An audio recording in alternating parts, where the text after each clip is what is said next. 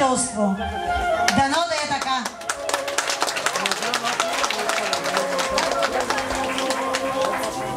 Сега пременете, моля, под синята лента.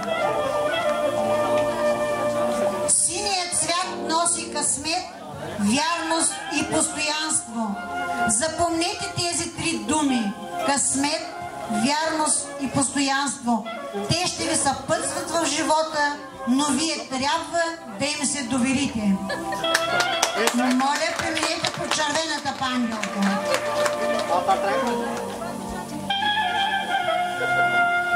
Червеният цвят е символ на честта, красотата, любовта и живота. Ако има уважение и спокойствие в отношенията ви,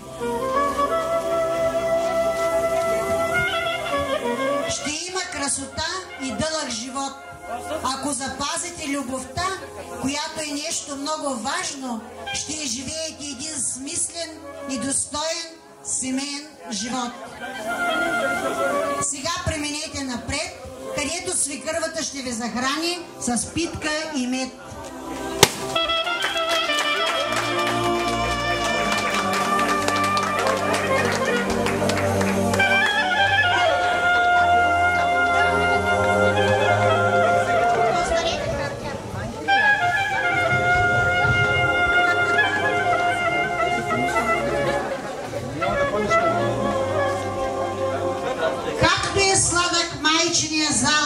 От парченце питка, потопено в мед, така да бъде сладък живота на тези красиви млади хора.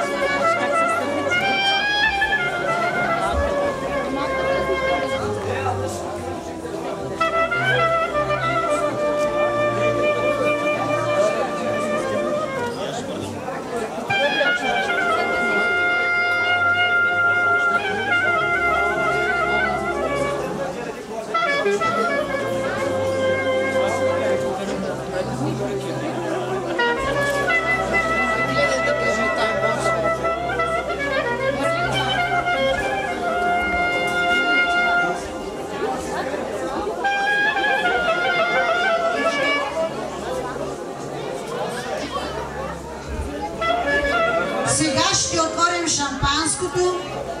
Както се лие шампанското, така да се лие щастието и здравето във вашето семейство.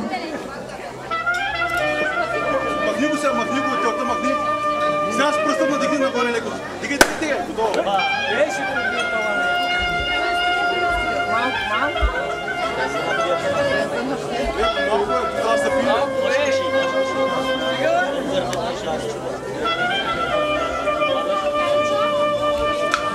Изпийте чашите до дъно и хвърлете назад.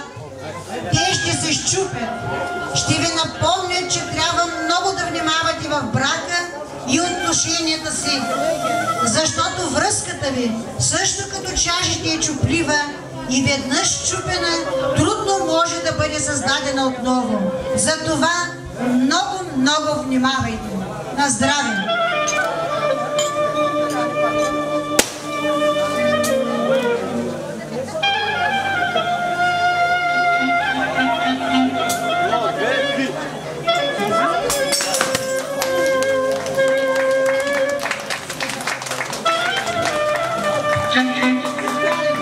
Заповядайте на подготвената за вас маса.